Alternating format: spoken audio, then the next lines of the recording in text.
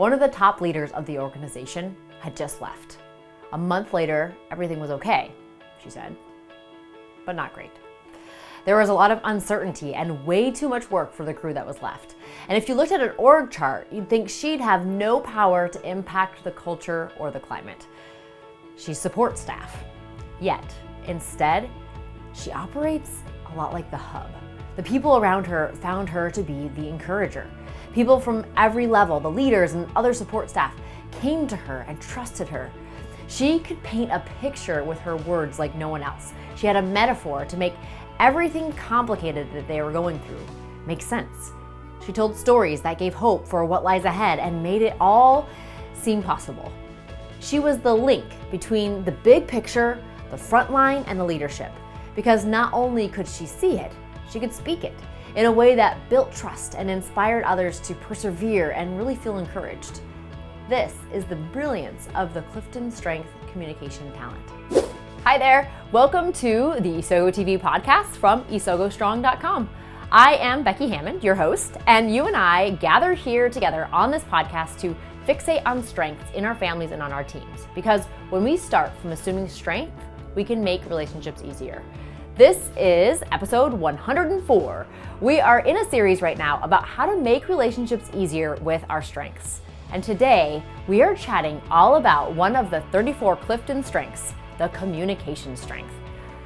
You know, it's so easy to see the negative and focus in on that in ourselves and in others too, but you can really impact relationships by emphasizing the positive, the strengths that you already have, that people around you already have.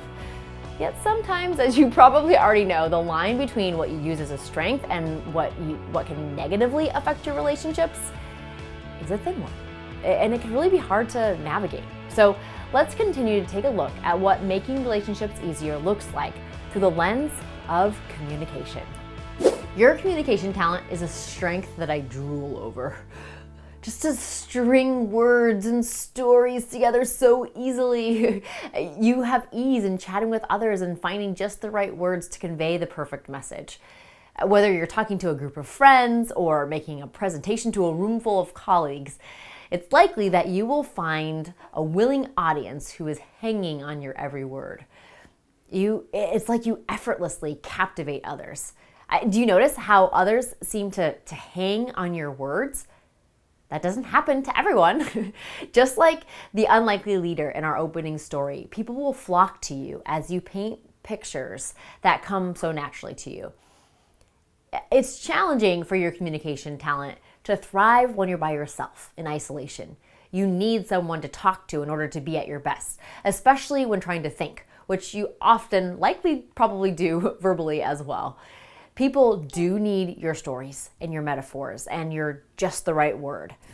But if you've ever been told you talk too much, then you know the power that you have to influence or to annoy. Just like is true of all the other strengths, you hold the responsibility to fine-tune the volume on your communication strength, to bring it to a volume that makes the relationships around you more stable, trusting, and smooth. So, here are a couple ideas of ways to craft your environment to feed your communication talent while building a strong, easier relationship with the people that are around you. So first, practice your stories. Sometimes this kind of gift of gab comes so naturally to you that you don't even realize that it's something that you could do even better. Practicing means learning to refine and tell even better stories. And it also means learning when not to speak up or pipe in. When you have a word picture, speak up, say it, we need it. When you don't or don't have it quite yet, wait until you've formulated it, then share it. Pause to allow others to reflect and to add to it.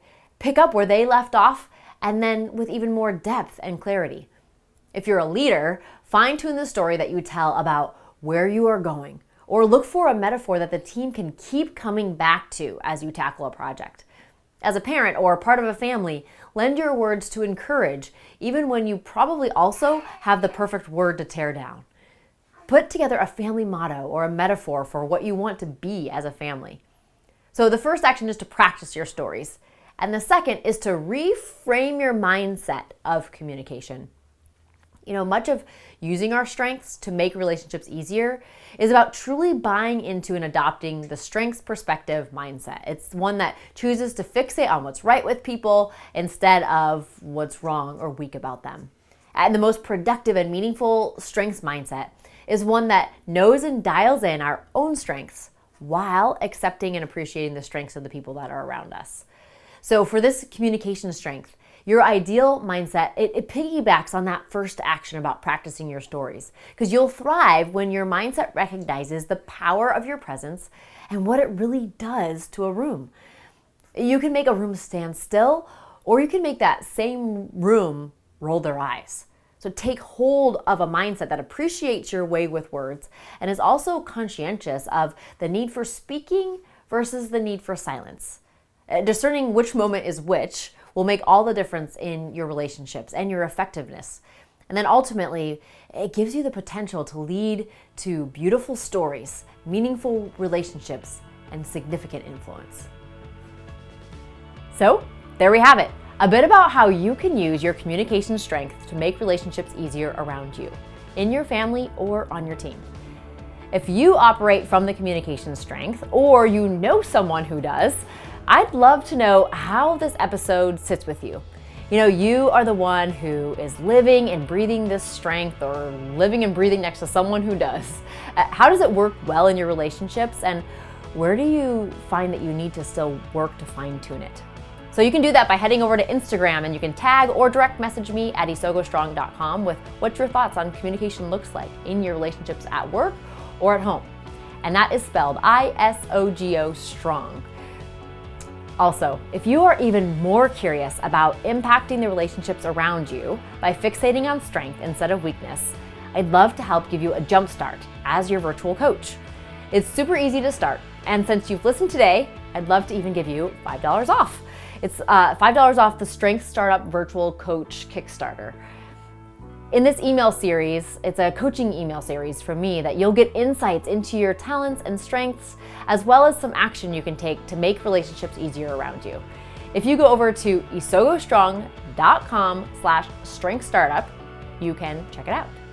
Use the code VirtualCoach5 for $5 off. That's VirtualCoach5 for $5 off.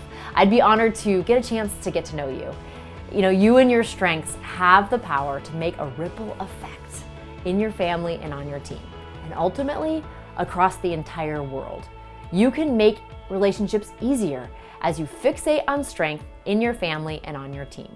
So dial them in, take ownership for your mindset, and make those relationships easier. Until next time on Isogo TV.